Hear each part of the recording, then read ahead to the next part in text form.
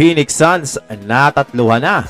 Rui Hachimura update mga amigo, at tama ba ang sinabi ni Gabe Vincent patungkol dito kay LeBron James? Nako, 2-4 na ang Phoenix Suns mga amigo sapagkat tinalo sila kanina ng Philadelphia 76ers sa score na 100-112. Walang nakatulong si Kevin Durant na may 31 points, 8 rebounds on 9 of 20 shooting from the field. Hindi naglaro si Devin Booker at Bradley Beal. Kailan kaya makukumpleto ang Big 3 ng Phoenix Suns?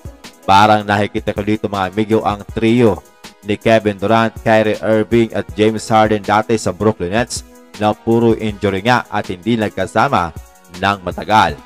Huwag naman sana magtaganon mga amigo. Samantalang ang Sixers naging mainit ang shooting. Joel Embiid 26 points at 11 rebounds at hindi nagmintis ang kanyang tatlong 3-pointer. Si Tobias Harris ay gumawa din ng 18 points. Si Tyrese Maxey 22 points, 5 rebounds at 10 assists. At ang matindi, etong si Kelly Oubre Jr. mga amigo na may 25 points at tatlong 3-pointer. Isang magandang balita naman para sa Lakers forward na si Rui Hachimura. Bagamat hindi siya ngayon makakapaglaro kontra Orlando Magic, ay may improvement naman na makikita at ipinakita sa video na nag-undergo na siya sa on-court workout ayon yan sa report ni Dave McMenamin. So magandang senyales ito mga amigo na malapit na siya makabalik para maglaro sa Lakers. Si Rui Hachimura ay nakapaglaro lamang ng 3 laro ngayong season at nag-average siya ng 8 points on 42.1% shooting from the field at 33.3% from beyond the arc and playing only 14.7 minutes per game. Sobrang baba ng playing time mga amigo ni Rui. Samantalang ang bagong player naman ng Lakers na si Gabe Vincent ay may inamin patungkol sa kanyang paglalaro kasama si LeBron James as a member of Los Angeles Lakers. Ayon kay Gabe Vincent, ito daw ay sobrang iba. Kahit saan ka man daw pumunta mga amigo, ang pangalan ng Lakers ay talagang nagdadala ng bigat. Tapos, iba din ang LeBron effect. Hindi mo daw pwedeng pag-usapan ang team na hindi mo pinag-uusapan si The King LeBron James. Grabe daw ang atensyon na nakukuha ng pangalan ni LeBron. Napakaraming mata ang nakatutok. Ayon pa kay Vincent, hindi nila masabi kung ito ba ay mabuti o masama. Basta, ito ay iba. As NBA fans, alam natin kung gaano talaga kabigat ang pangalan ni LeBron at atensyon na nakukuha niya.